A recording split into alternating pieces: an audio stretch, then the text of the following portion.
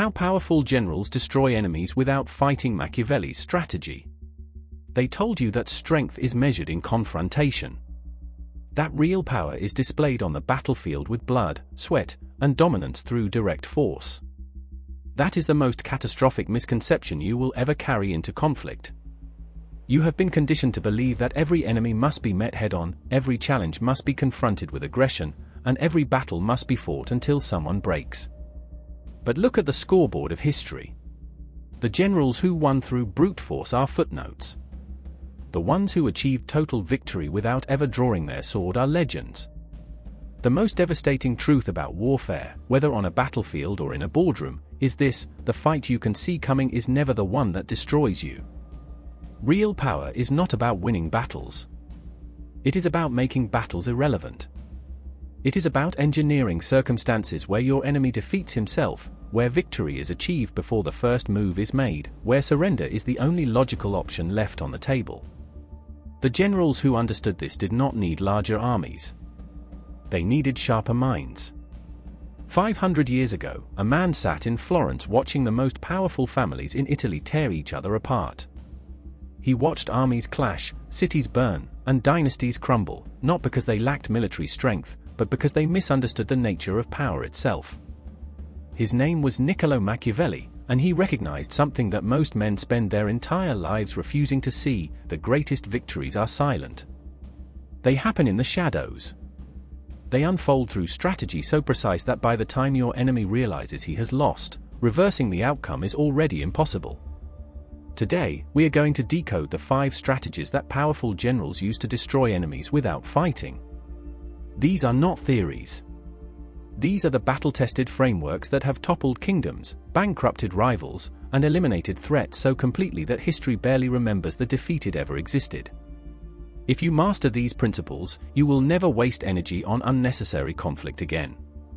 You will become the architect of outcomes, not the participant in chaos. Pay close attention.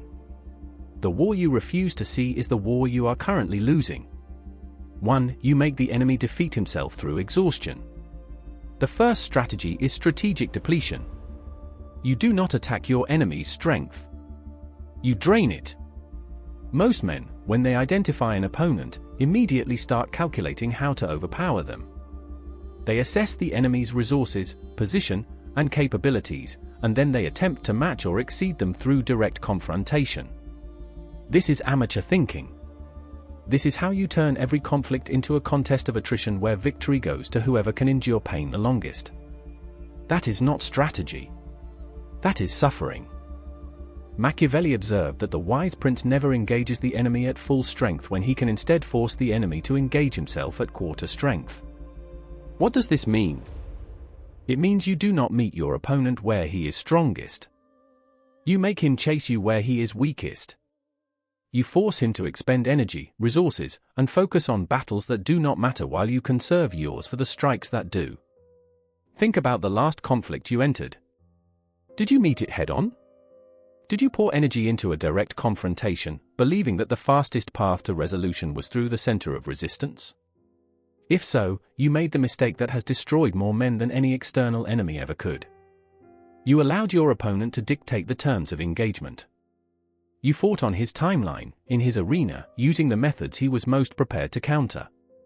You gave away your advantage before the first blow was struck. Here is how the general thinks differently. When he identifies an enemy, he does not immediately attack. He observes. He studies the enemy's supply lines, not his sword.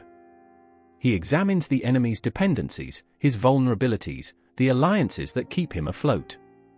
Then he begins a campaign of systematic depletion. Not loud. Not dramatic. Just relentless, calculated pressure on the weakest points until the structure begins to collapse from within. Consider this in a business context. You have a competitor who is dominating the market.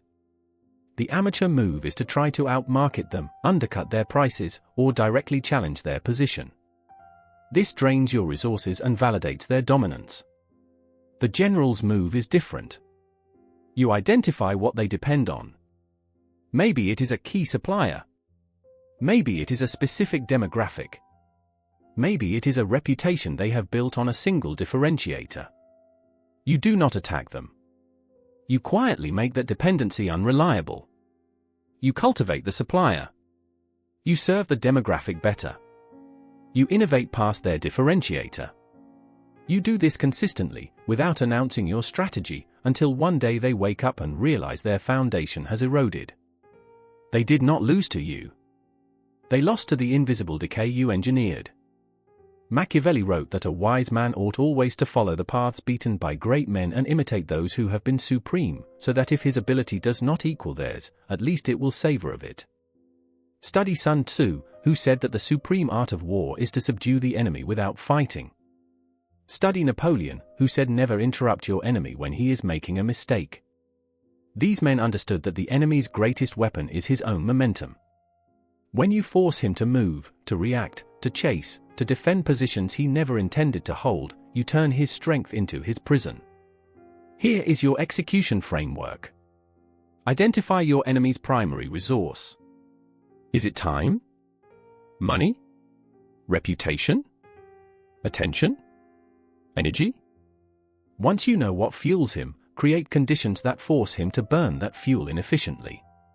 If he depends on speed, introduce delays he cannot control. If he depends on reputation, create situations where defending it costs him more than it is worth. If he depends on attention, make him fight fires in 12 directions simultaneously. You are not attacking him. You are making him attack himself. Every move he makes to counter you depletes him. Every reaction weakens his position. And you, operating from stillness, remain untouched. The general does not celebrate small victories because small victories are not the objective.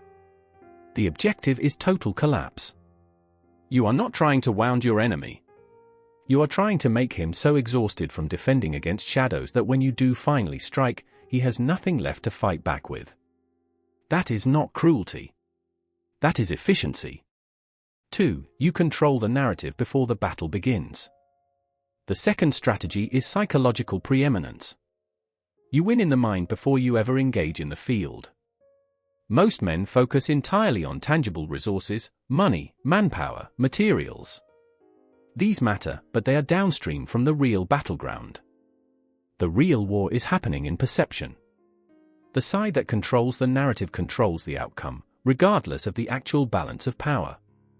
Machiavelli understood that men judge generally more by the eye than by the hand. They see what you want them to see, and what they see becomes their reality. If you can make your enemy believe he has already lost, he will fight like a man who has already lost. Tentative. Defensive. Demoralized. You do not need to actually be stronger. You just need him to believe you are. Think about every conflict you have observed where the underdog won. Was it because they had more resources? More manpower? Better weapons? Almost never. They won because they controlled the psychological narrative. They made the enemy doubt. They made the enemy question whether the fight was worth it. They made the enemy calculate that even in victory, the cost would be unbearable. That hesitation, that internal negotiation, is where battles are lost before they are fought. You are currently underestimating the power of reputation. You think your actions speak for themselves.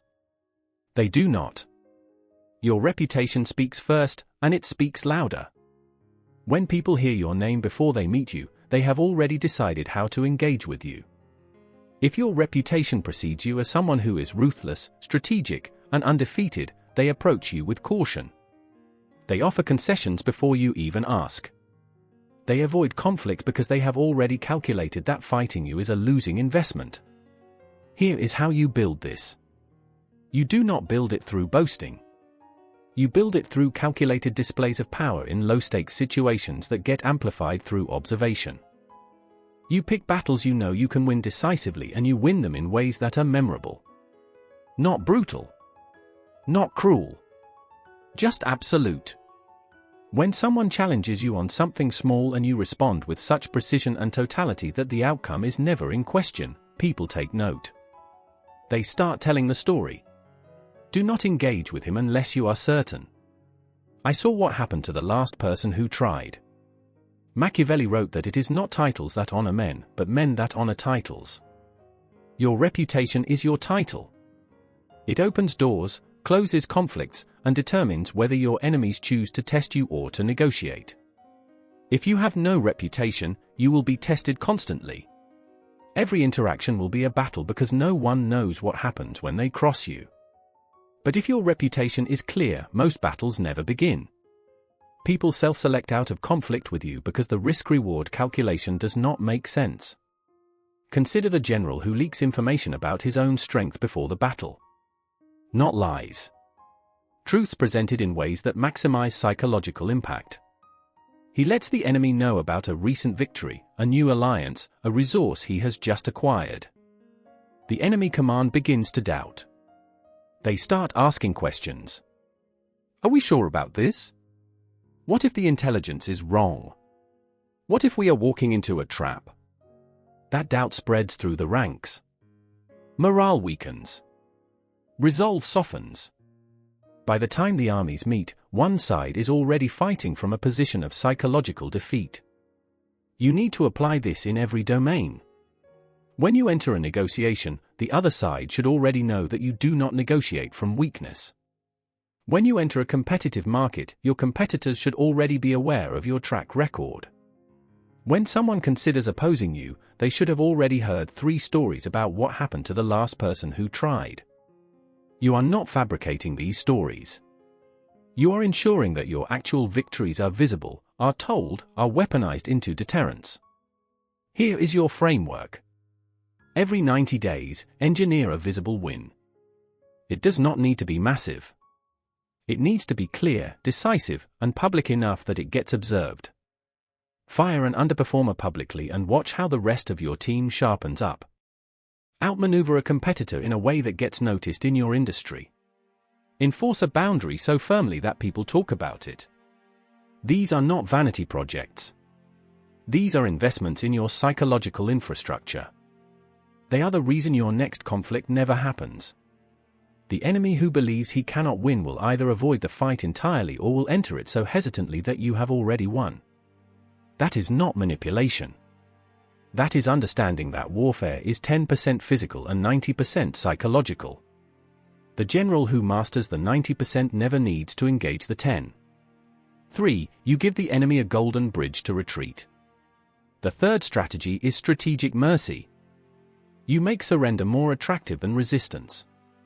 This is the principle most men misunderstand completely. They think that crushing the enemy totally is always the objective. It is not. Sometimes total destruction turns a manageable opponent into a desperate one, and desperate opponents are unpredictable, costly, and dangerous. Machiavelli wrote that wise princes have always preferred to avoid driving their enemies to desperation. A cornered animal fights with the fury of someone who has nothing left to lose. A man with an escape route calculates whether continuing the fight is worth the cost.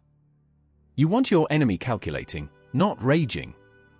You want him choosing the exit you have designed for him, not fighting to the death because he sees no alternative. Think about the last time you backed someone into a corner. Maybe it was an employee you were firing, a partner you were dissolving ties with, or a competitor you were trying to eliminate. Did you leave them any dignity? Any path forward that did not require them to destroy you in return? If you did not, you created an enemy who will spend years looking for revenge. If you did, you neutralized a threat and possibly even converted them into someone who respects you enough to leave you alone. The general understands that the goal is not to humiliate. The goal is to win. Humiliation might feel satisfying in the moment, but it creates blood feuds that last generations. Strategic mercy creates outcomes where the enemy chooses to walk away, tells himself a story that preserves his ego, and moves on without seeking retribution. That is not weakness. That is control. Here is how this works in practice. When you have your enemy beaten, when his position is untenable and both of you know it, you do not gloat. You do not rub his face in the defeat. Instead, you offer him a path to retreat that he can take without losing face. You let him frame the withdrawal as his decision, not your victory. You give him the golden bridge. In a business context, This looks like allowing a failing competitor to pivot to a different market and calling it a strategic repositioning instead of a retreat. It looks like letting an underperforming employee resign instead of firing them so they can save face. It looks like settling a conflict on terms that are favorable to you but framed as a mutual agreement. You get what you want, they get to preserve their dignity, and the conflict ends cleanly. Machiavelli observed that injuries should be done all together so that being tasted less, they offend less. Benefits should be granted little by little so that they may be better enjoyed. When you defeat someone, do it swiftly, and then immediately offer them a benefit. The speed of the injury combined with the visibility of the mercy creates a psychological cocktail where they feel grateful to escape rather than bitter about losing. Consider the general who surrounds an enemy city. He could lay siege, starve them out, and watch thousands die.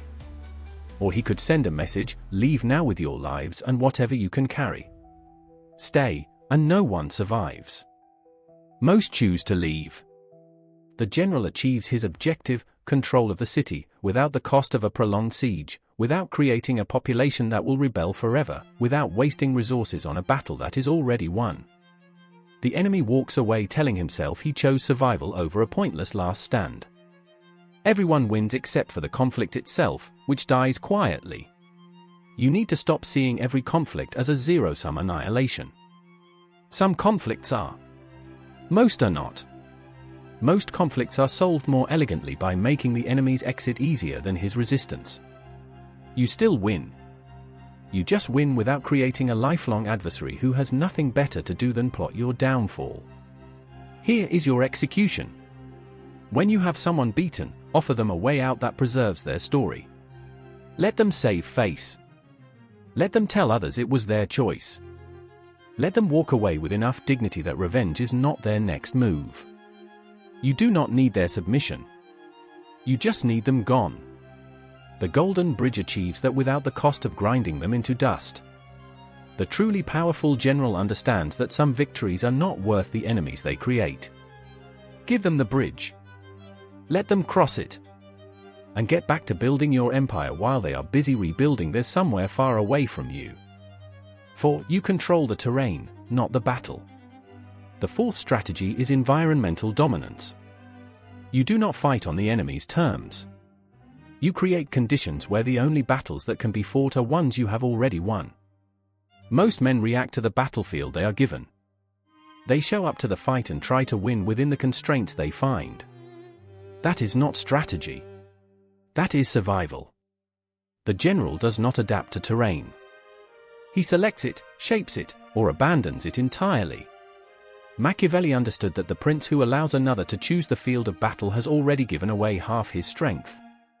Terrain is not just physical ground. It is context, timing, rules of engagement, available resources, and the audience that is watching. Every one of these elements can be controlled if you are willing to refuse battles that do not favor you and engineer situations that do. Think about the last major negotiation or conflict you entered. Who chose the location? Who set the timeline? Who defined what winning looked like? If the answer is not you, you were fighting on someone else's terrain. You were playing a game where the rules were written to favor them. Even if you won inefficiently. You expended more energy than necessary because you were working against structural disadvantages.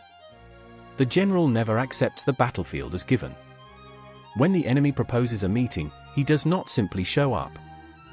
He suggests a different location, one where he controls the environment. When a competitor challenges him in a market segment, he does not fight for that segment. He opens a new segment where he has first mover advantage. When someone tries to pull him into a public dispute, he moves the conversation private or ignores it entirely. He is always shaping the terrain to favor his strengths and expose the enemy's weaknesses. Here is how you implement this.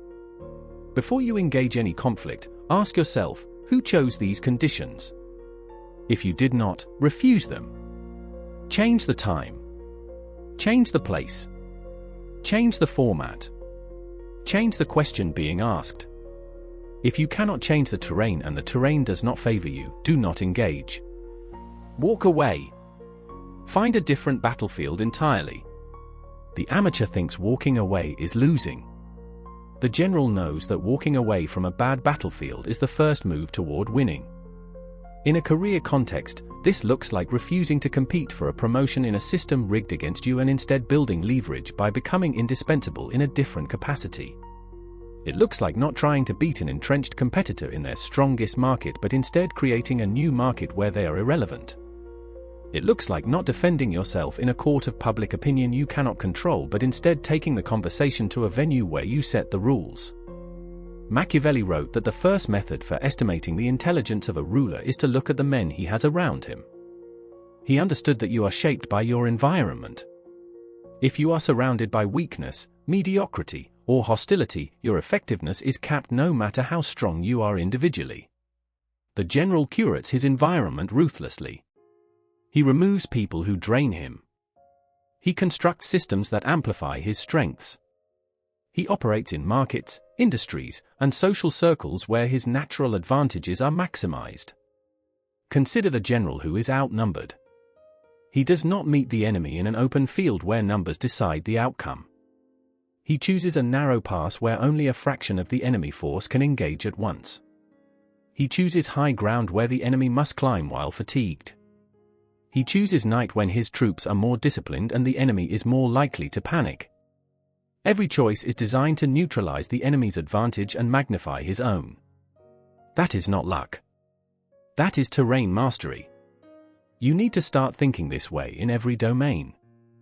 If you are negotiating a deal, control the timeline. Set deadlines that favor you. If you are entering a competitive situation, define success in terms that highlight your strengths. If you are managing a team, structure workflows that make your leadership style the natural fit. You are not manipulating. You are architecting. Here is your framework. Before you commit to any battle, conflict, or negotiation, map the terrain. Identify every variable: time, location, rules, audience, stakes, available resources. Then ask, how many of these favor me? If the answer is less than 60%, change the terrain or refuse the engagement. The enemy will call you evasive. Let them. While they are shouting into the void, you are positioning yourself in the arena where you cannot lose. The general who controls terrain does not need to control outcomes. The outcomes are predetermined by the conditions. You are not reacting anymore. You are creating the chessboard, and your enemy is just moving pieces on it. That is not fighting. That is architecture. 5. You make alliance more profitable than opposition. The fifth and final strategy is strategic conversion. You turn enemies into assets. The amateur destroys his enemies. The master makes them irrelevant by making them allies. This is the highest form of warfare because it does not just neutralize a threat. It turns the threat into a force multiplier for your own objectives. Machiavelli observed that princes should delegate unpopular tasks and reserve for themselves the distribution of favors. He understood that people are motivated far more by incentives than by ideology. Your enemy is not opposing you because he hates you personally.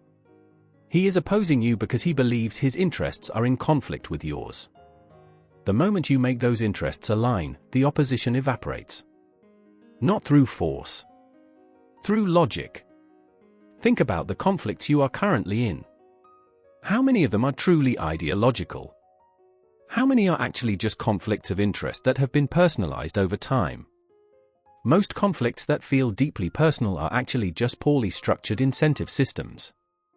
Two people want the same thing and they believe only one can have it. The general recognizes this and restructures the incentive system so that both parties win more by cooperating than by competing. You are currently surrounded by potential allies that you are treating as enemies because you have not taken the time to understand what they actually want. You assume that because someone is opposing you, they must be destroyed. But destruction is expensive. Conversion is profitable.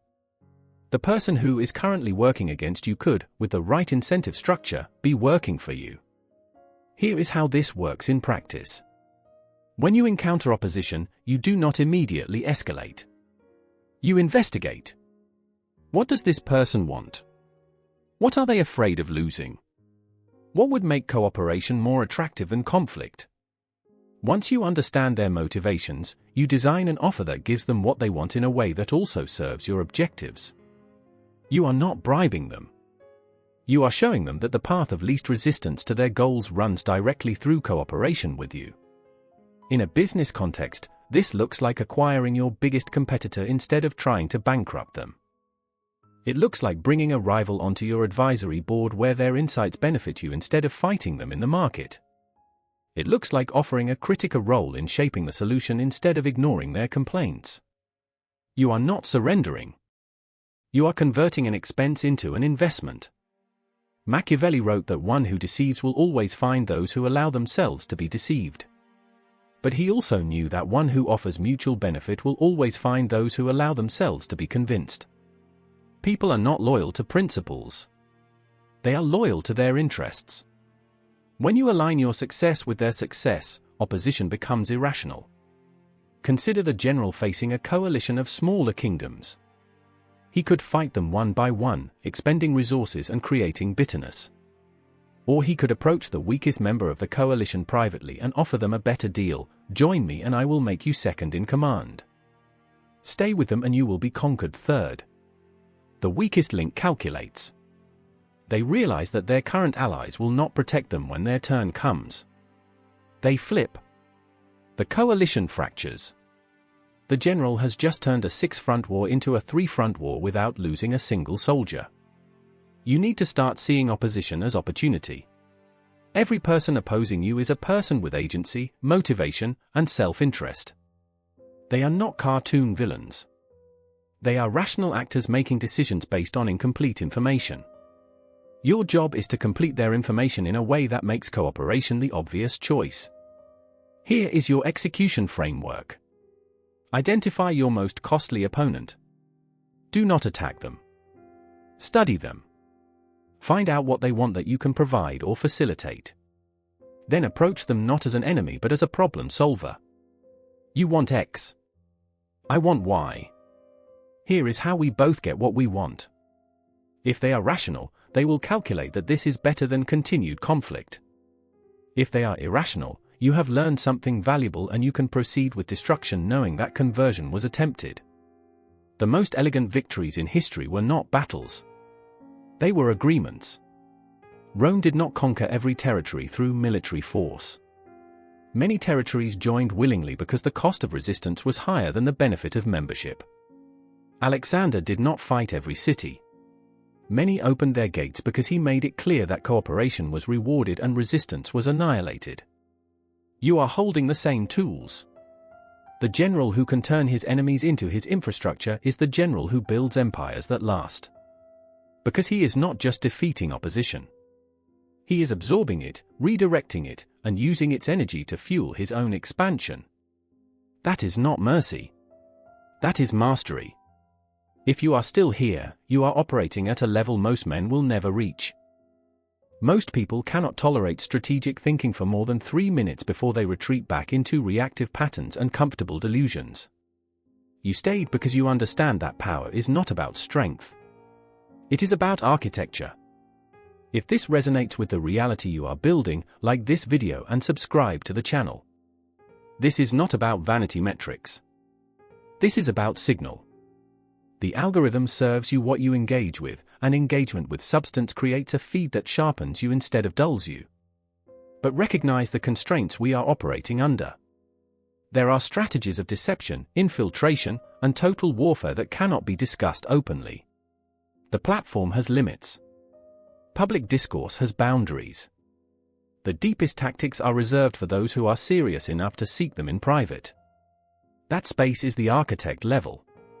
The join button below is the gateway to the unfiltered manual of power, influence, and strategic dominance that will never be spoken aloud here. If you are just browsing for content, stay in the light. If you want the weapons that kings use to stay kings, click join. Thank you for your focus. Your ability to consume this material without flinching proves you are ready for what comes next. Machiavelli gave you the map. Sun Tzu gave you the principles. Now you decide whether you have the discipline to execute. The next enemy you face will either be destroyed by you or will destroy himself trying to fight a battle you never allowed to begin. I will see you in the next video.